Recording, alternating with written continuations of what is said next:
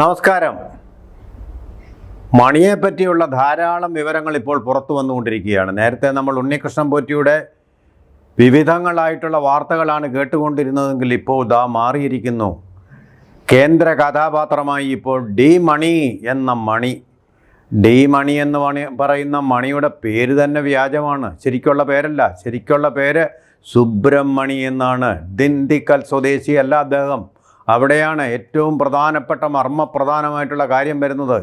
ഈ മണി അയ്യപ്പൻ ജനിച്ച സാക്ഷാൽ സ്വാമി അയ്യപ്പൻ്റെ ജന്മസ്ഥലമായ പന്തളത്ത് ജനിച്ച ആളാണ്. പന്തളത്തുകാരനാണ് ഈ മണി.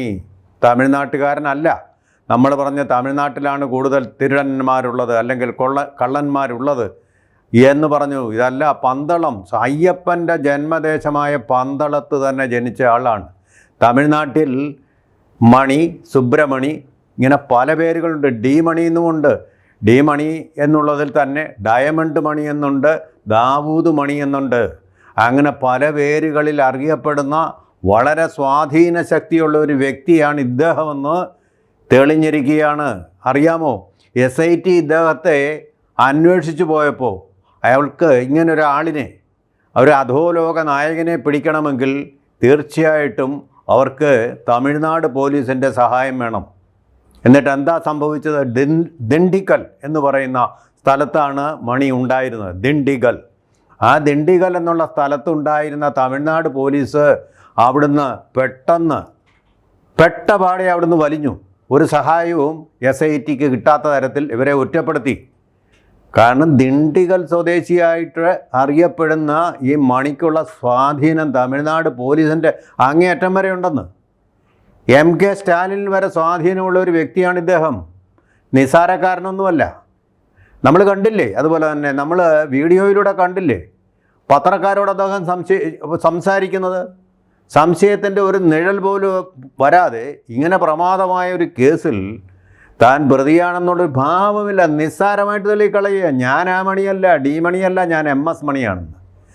നമുക്കൊക്കെ സാധാരണയായിട്ട് ഒരു അച്ഛൻ മാത്രമേ ഉണ്ടാവൂ, ഒരു ഇനിഷ്യൽ മാത്രമല്ലേ ഉണ്ടാവൂ. ഇത് പല ഇനിഷ്യലാണെന്ന്. MS ആണെന്ന്. MS മണി ഇപ്പോഴും ജീവിച്ചിരിപ്പുണ്ടോ? എന്താണ് ഇയാൾ ഉദ്ദേശിക്കുന്നത്? എന്താണ് ഇയാൾ ഉദ്ദേശിക്കുന്നത്? ഒരു പിടിയും കിട്ടുന്നില്ല. എത്ര ധൈര്യമായിട്ട് ഇത്രയധികം കൊള്ള നടത്തിയിട്ട് അതിൽ പങ്കാളിയായിട്ട് പോലീസിനെ, ജനങ്ങളെ, മാധ്യമപ്രവർത്തകരെ എല്ലാം വിഡ്ഢികളാക്കാമെന്ന് ധരിച്ചിരിക്കുന്നത്. എന്തൊരു ധിക്കാരമാണത്! ആര് കൊടുക്കുന്ന ധിക്കാരമാണിത്? മനസ്സിലാവുന്നില്ല. ഒന്നുകിൽ തമിഴ്നാടിൻ്റെ ഭരണകൂടം തന്നെ ഇയാളെ പിന്തുണയ്ക്കുന്നുണ്ട്, അല്ലെങ്കിൽ തമിഴ്നാടിൻ്റെ പോലീസ്. എന്തിനായിരിക്കും അങ്ങനെ പോലീസിനെ കൊണ്ട് അവർ ചെയ്യിക്കുന്നത്? നമുക്കറിയാം, നമുക്ക് ഊഹിക്കാവുന്നതേ ഉള്ളൂ. അവിടെയാണല്ലോ ഉദയനിധി സ്റ്റാലിൻ, സാക്ഷാൽ ഉദയനിധി സ്റ്റാലിൻ, MK സ്റ്റാലിൻ്റെ മകൻ മന്ത്രിയായിട്ട് വാരുന്നത്. അപ്പോൾ അദ്ദേഹം ഈ സനാതനധർമ്മത്തെ നശിപ്പിച്ച് കളയും, കത്തിച്ച് കളയും, തീർത്ത് കളയും എന്നൊക്കെ പറയുന്നത് സത്യമാണ്. അതിനുള്ള വഴികൾ പക്ഷേ ഇതാണ്. മുരുകൻ്റെ ആ ദീപസ്തംഭത്തിൽ വിളക്ക് കത്തിക്കാൻ അനുവദിക്കാതിരിക്കുക, അത് ഇരുട്ടുകൊണ്ട് മൂടുക. ഇരുട്ടുകൊണ്ട് വിളക്ക് കത്തിക്കുന്ന പുതിയ സാങ്കേതിക വിദ്യയാണ് തമിഴ്നാട് കണ്ടുപിടിച്ചിരിക്കുന്നത്.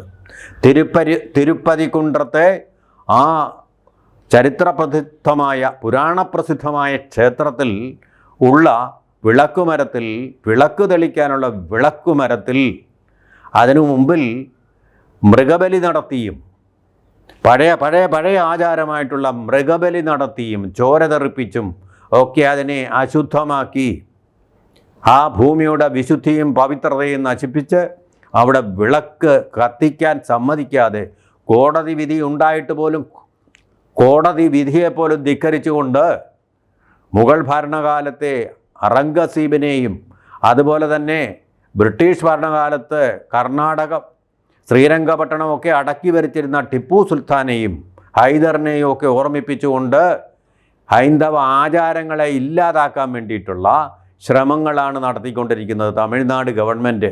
ഒരു സ്വേച്ഛാധിപത്യ ഗവൺമെൻറ്റിനെ പോലെ ജുഡീഷ്യറിയെ അട്ടിമറിക്കുന്ന, ജുഡീഷ്യറിയെ കാറ്റിൽ പറത്തുന്ന, ഭരണഘടനയെ കാറ്റിൽ പറത്തുന്ന ഒരു ഗവൺമെൻറ്റായിട്ട് പ്രവർത്തിച്ചു കൊണ്ടിരിക്കുന്നത്. അല്ലെങ്കിൽ പിന്നെ ദിണ്ടിഗലിലെ പോലീസ് എങ്ങനെ മാറി ആ നിമിഷം നോക്കി അവിടുന്ന്?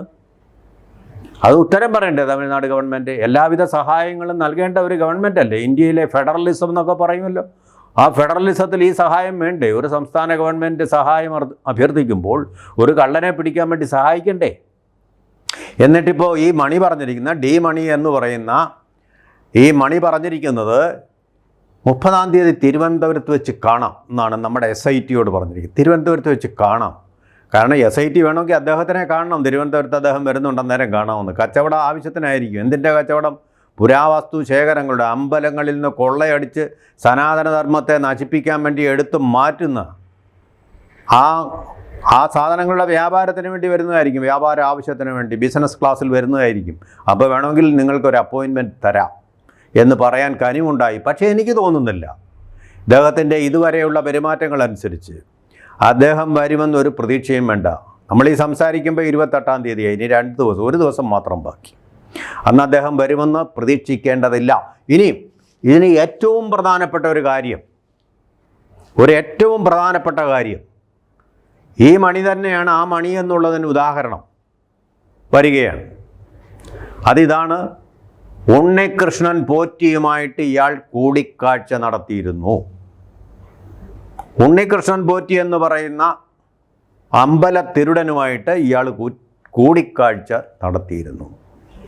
കൂടിക്കാഴ്ച നടത്തിയിരുന്നത് തിരുവനന്തപുരത്തെ പ്രസിദ്ധമായ സ്റ്റാച്യുവിനടുത്ത് തന്നെയുള്ള, അതായത് ഭരണസിരാ കേന്ദ്രത്തിനടുത്ത് വെച്ചു തന്നെയുള്ള ഒരു ഹോട്ടലിൽ വെച്ചാണ്. ഉണ്ണികൃഷ്ണൻ പോറ്റി മാത്രമല്ല അവിടെ കണ്ടത് ഇദ്ദേഹത്തെ, ദേവസ്വം ബോർഡിലെ, തിരുവിതാംകൂർ ദേവസ്വം ബോർഡിൽ ഭരണ കക്ഷിയുമായിട്ടും അതുപോലെ ദേവസ്വം ബോർഡുമായിട്ടും വലിയ ബന്ധമുള്ള ഒരു ദേവസ്വം ബോർഡ് മെമ്പറുമായിട്ടും അദ്ദേഹം കൂടിക്കാഴ്ച നടത്തിയിരുന്നു എന്നതിനുള്ള തെളിവുകളും ഇപ്പോൾ SITക്ക് കിട്ടിയിട്ടുണ്ട്. അതായത് ഒക്ടോബർ 26-ന് തിരുവനന്തപുരത്തെ ഹോട്ടലിൽ പോറ്റിയോടൊപ്പം ദേവസ്വം ബോർഡുമായി ബന്ധമുള്ള ഉന്നതൻ എന്ന് പറയുമ്പോൾ നിസാര ആൾ ഒന്നുമല്ല, അങ്ങനെ ഒരാളുമായിട്ട് ഇയാൾ കൂടിക്കാഴ്ച നടത്തിയിരുന്നു എന്നതാണ് സ്പഷ്ടമായ തെളിവ്. അപ്പോൾ രമേശ് ചെന്നിത്തല പറഞ്ഞത് നമുക്ക് വിശ്വസിക്കാം, കള്ളം പറഞ്ഞതല്ല. പക്ഷേ രമേശ് ചെന്നിത്തല പറഞ്ഞത് എങ്ങോട്ടാണ് ചെന്ന് ചേരുന്നതെന്നുള്ള കാര്യത്തിൽ അതിൽ ചിലപ്പോൾ കോൺഗ്രസ് കുഴിയിലായെന്നിരിക്കും. കാരണം ഇത് പിന്നെ അങ്ങോട്ട് പോയിട്ടുള്ളത് ഡൽഹിയിലേക്കാണ്. ഡൽഹിയിലേക്ക് പോയിട്ടുള്ളത് സോണിയാഗാന്ധിയിലേക്കാണ്. സോണിയാഗാന്ധിയുടെ സഹോദരിക്ക് ഇറ്റലിയിലെ അലക്സാണ്ട്രിയ എന്ന് പറയുന്ന സ്ഥലത്ത് ഒരു പുരാവസ്തു ഷോപ്പുണ്ട്. ആ ഷോപ്പിൻ്റെ പേരെന്താണെന്ന് അറിയുമോ? നമ്മൾ കൈകൂപ്പിപ്പോവും. ഗണപതി എന്നാണ് ആ ഷോപ്പിൻ്റെ പേര്. ഗണപതി, വിഘ്നേശ്വരനായ ഗണപതിയുടെ പേരാണ് ഇട്ടിരിക്കുന്നത്. അവിടെയുള്ള ഭൂരിപക്ഷം പുരാവസ്തുക്കളും ഈ പഞ്ചലോക വിഗ്രഹങ്ങളാണ്. എല്ലാവിധത്തിലുമുള്ള പഞ്ചലോക വിഗ്രഹങ്ങളുടെയും കച്ചവടം നടക്കുന്ന ഒരു സ്ഥലമാണത്. അപ്പോൾ ഈ കണക്ഷനുകളും റൂട്ടുകളും ഒക്കെ അങ്ങോട്ട് പോകുമെന്ന് അറിഞ്ഞുകൊണ്ടാണോ രമേശ് ചെന്നിത്തല പറഞ്ഞത് എന്നറിയില്ല. പക്ഷേ വിഘ്നേശ്വരനായിട്ടുള്ള ഗണപതി തീർച്ചയായിട്ടും ഈ അന്വേഷണത്തിന് ഇനി വിഘ്നം വരുത്തുകയില്ല. SIT എത്ര അടിച്ചമർത്താൻ ശ്രമിച്ചാലും, അതുപോലെ കേരള പോലീസ്, ആഭ്യന്തര വകുപ്പ് എത്ര അടിച്ചമർത്താൻ ശ്രമിച്ചാലും സത്യം പുറത്തു വരും. സത്യമേവ ജയതേ. ഇതാ ഇപ്പോൾ രമേശ് ചെന്നിത്തല തുറന്നുകൊടുത്ത പാതയിലൂടെ ആണിപ്പോൾ SIT സഞ്ചരിക്കുന്നത്. ഇനി അവിടെ ആരെങ്കിലും അവിടെ വരുമ്പോൾ വൻ രീതിയിലുള്ള വിഘ്നങ്ങളായിരിക്കും SITക്ക് നേരിടാൻ വരുന്നത്. അതുകൊണ്ട് SITയെ കൊണ്ടൊന്നും ഇത് നടക്കുകയില്ല. വേണ്ടവർ, ഉത്തരവാദിത്തപ്പെട്ടവർ അവസരത്തിനൊത്ത് ഉയർന്നു വന്നില്ലെങ്കിൽ അയ്യപ്പൻ അവരെയും പാഠം പഠിപ്പിക്കുമെന്ന് മാത്രമേ കാലത്തെ പറയാനുള്ളൂ. കൂടുതൽ വാർത്തകളും വിശേഷങ്ങളും നിങ്ങളിലേക്ക് എത്താൻ ABC മലയാളം സബ്സ്ക്രൈബ് ചെയ്യുക, ബെൽ ബട്ടണും അമർത്തുക.